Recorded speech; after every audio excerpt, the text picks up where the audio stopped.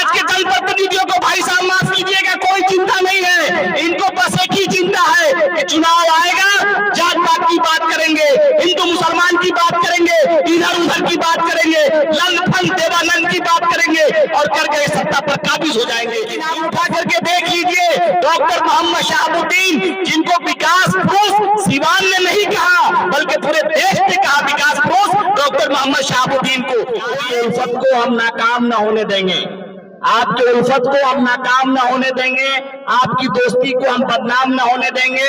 मेरी जिंदगी में सूरज उगे या ना उगे, आपकी जिंदगी में हम शाम न होने देंगे। लोकसभा निर्वाचन क्षेत्र से निर्दलीय उम्मीदवार हम सबकी नेत्री, सिवान की नेत्री श्रीमती हिना साहब है। हिना साहब आपके बीच है। हिना साहब का कहना है कि आपकी उल्फत को हम नाकाम न होने देंगे, आपकी उल्फत को हम नाकाम न होने देंगे, आपकी दोस्ती को हम बदनाम न होने देंगे। मेरी जिंदगी में सूरज उगे या ना उगे, आपकी जिंदगी में हम शाम न होने देंगे। और आप सब बखूबी जानते हैं, हम लोग की उम्र बहुत कम होगी, बच्चे हैं, नौजवान हैं, वोटर हैं। पहले ये वोटर नहीं होंगे, लेकिन आप देखे होंगे उन दिनों में, जिन दिनों में सांसद को 1 करोड़ रुपया मिलता था, उन दिनों का विकास और आज 5 करोड़ रुपया एक सांसद को मिलता है, उन दिनों का विकास, दोनों विकास का आप तुलना करिएगा तो पता चलेगा कि 1 करोड़ का विकास आज जो 5 करोड़ रुपया फंड है एमपी को, उससे ज्यादा विकास उन दिनों हुआ जो आज नहीं हो रहा है। तो मामला कहाँ है? मामला हम लोग को उलझा दिया जाता है, कहीं हिंदू मुसलमान, कहीं जात पात, कहीं कुछ, लेकिन आप उठा करके देख लीजिए, डॉक्टर मोहम्मद शहाबुद्दीन, जिनको विकास पुरुष सिवान ने नहीं कहा बल्कि पूरे देश ने कहा विकास पुरुष डॉक्टर मोहम्मद शहाबुद्दीन को, कोई एक दिन में नहीं, कोई 1 साल में नहीं, 5 साल में नहीं, शहाबुद्दीन साहब उस शख्सियत का नाम है, उस व्यक्ति का नाम है जिसका सोच और विचार इस सिवान के लिए समर्पित था। सिवान में विकास कैसे हो, सिवान का अस्पताल कैसे अच्छे हो जाए, सिवान के शिक्षक संस्थाओं में कैसे अच्छे हो जाए, सिवान के कॉलेज कैसे अच्छे हो जाए, सिवान के अस्पताल में सुई और दवाई कैसे मिलने लगी, ये चिंता डॉक्टर मोहम्मद शहाबुद्दीन को हमेशा रहती थी। आज के जनप्रतिनिधियों को कोई चिंता नहीं है, आज के जनप्रतिनिधियों को भाई साहब माफ कीजिएगा, कोई चिंता नहीं है। इनको बस एक ही चिंता है कि चुनाव आएगा, जात पात की बात करेंगे, हिंदू मुसलमान की बात करेंगे, इधर उधर की बात करेंगे, लंदफंद देवानंद की बात करेंगे और करके सत्ता पर काबिज हो जाएंगे। इनको सत्ता चाहिए, लेकिन शहाबुद्दीन साहब की सोच सत्ता की सोच नहीं थी। सत्ता की अगर सोच होती तो आज सिवान यहाँ इस दोराहे पे नहीं खड़ा होता भाई साहब। इसके जिम्मेवार हम सब भी हैं, क्योंकि आज हमको ये कहने में कहीं हिचक नहीं है कि शहाबुद्दीन साहब ने जो भट्ठा लगाया, उस भट्ठे के ईंट आज आप देख रहे हैं, उसी में कोई मीठा हुआ लीटा निकल गया, कोनो झावा निकल गया, कोनो कुछ निकल गया। समझ रहे हैं हम कहाँ बोल रहे हैं? ये सारे ईंट उसी भट्टे से निकले हैं, जिनका मैं नाम लेना नहीं चाहता हूँ, मुंह छोटी और बड़ी बात हो जाएगी, उनका मैं नाम लेना नहीं चाहता हूँ। लेकिन दुर्भाग्य है इन तथाकथित जनप्रतिनिधियों का, जो राग अलाप करके अपनी कुर्सी को पाते हैं। लेकिन आज इस सिवान को मैं सलाम करता हूँ, नमन करता हूँ, नमस्कार करता हूँ, और मैं ही नहीं कर रहा हूँ, देश कर रहा है। देश में ये चर्चा है कि सिवान वालों ने हिना साहब को बढ़ करके उनका दामन को लोगों ने थाम लिया और उनके पीछे खड़े हैं, उनके कदम से कदम मिला करके सब लोग चल रहे हैं। ये मैसेज है, इसलिए भाइयों मित्रों, इस स्पीड को और गति देना है और तेज करना है। निश्चित तौर से आपका विकास का जो सपना है, आपका जो इरादा है, उस इरादे को आप ताकत दीजिए वोट से। आने वाले 25 तारीख को टेम्पू छाप पर रिकॉर्ड मतों से वोट लेकर के जिताने का काम करिए और इनको दिल्ली भेजने का काम कीजिए, ताकि डॉक्टर मोहम्मद शहाबुद्दीन साहब का जो विकास का सपना था उसको पूरा किया जाए। रहा गुलशन तो फूल खिलेंगे, रही जिंदगी तो फिर मिलेंगे। मैं आप सबको बहुत बहुत आप सबका अभिवादन, बहुत बहुत धन्यवाद, बहुत बहुत शुक्रिया। जय हिंद, जय भारत, जय सिवान की जनता, जय भीम। अब आपके बीच हम सबकी नेत्री, सिवान की लोकप्रिय और त्याग की मूर्ति श्रीमती हिना साहब जी आपको संबोधित करेंगी। आपके सामने हिना साहब।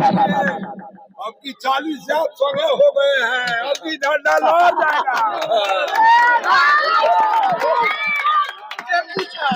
फलपुरा के सभी हमारे सम्मानित भाई बंधु अभिभावक और जो मेरे साथ आए हुए हैं मुखिया गण वार्ड पार्षद विद्युत सभी हमारे अपने यहाँ के सम्मानित हरिचंद सिंह जी, सुरेंद्र सिंह जी, भरत सिंह जी, तारकेश्वर सिंह जी, विंध्याचल सिंह जी, बुआ सिंह, बटाल सिंह, विपिन सिंह, सभी यहाँ के सम्मानित भाई बंधु हैं और सभी को मैं तहे दिल से अदा प्रणाम करती हूँ।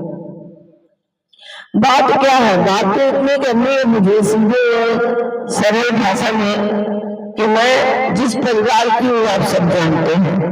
अभी मुजवान भाई ने कहा ना कि हम लोगों को गर्व होता है कि हम लोग उनके सिवान में रहते हैं जिन्होंने सिवान को दिल से लिया और दिल से आगे बढ़ाने की ठानी। मगर कहते हैं परिस्थिति वक्त जो किसी का नहीं है, किसी के साथ इंसाफ नहीं करता है। जब हम लोगों को जरूरत थी वैसे शख्स को सिवान में रहना जो शिक्षा को बहुत आगे ले जाते हैं, शिक्षा के क्षेत्र में जो उन्होंने एक लकीर खींची है उस लकीर को आगे बढ़ाने के लिए मैं आई हूँ और आप सभी सिवान वासियों को एक परिवार के सूत्र में बांधकर आगे चलना चाहती हूँ, मान सम्मान के साथ, सेवा भाव के साथ। अगर सिवान शिक्षित और विकसित बनेगा तो फायदे किसके होंगे? सिवान के सभी बच्चे से बूढ़े के फायदे होंगे और सिवान विकसित में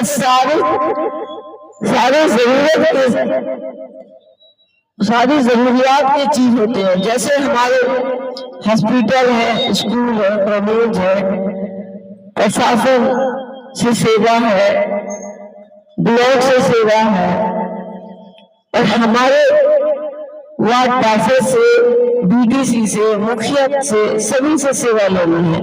मैं चाहती हूँ कि सभी जन जब सेवा समर्पित भावना से सिवान के लिए अपना तन मन धन निछावर करने के लिए तैयार होंगे तभी हमारा सिवान होगा। एक सामाजिक कार्यकर्ता का क्या कर्तव्य बनता है? किसी भी चुनाव में एक आदमी आगे आता है, क्या कहता है? मैं अच्छा करूंगा, अच्छे काम करूंगा, अब सबके दुख सुख में साथी बनकर चलूंगा और कोई भी दुख सुख आएगा आप लोग हमें बुलाइएगा।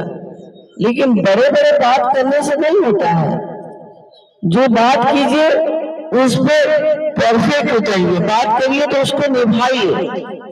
और मैं चाहती हूँ मैं जो बात कर रही हूँ उस बात की जो जड़ है वो बनी हुई है, जो हमारे परिवार से बनी हुई है। आपके पूर्व सांसद डॉक्टर मोहम्मद शहाबुद्दीन ने बना दिया है, हमें क्या करना है? उसको सजोना है और सजो कर उसको आगे बढ़ाना है।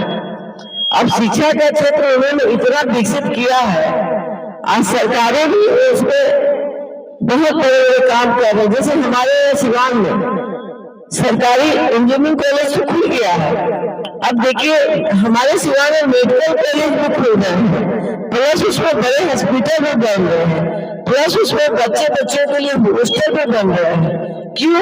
कि जो बच्चे बाहर से आएंगे वो हॉस्टल में अच्छे से रहेंगे तो सिवान की नाम नहीं न बढ़ी। उसमें एक कड़ी और हम लोग जोड़ दे कि सिवान में यूनिवर्सिटी की कमी है, इसे भी हम लोग पूरा कर दे तो सिवान आगे बढ़ेगा ना हर क्षेत्र में।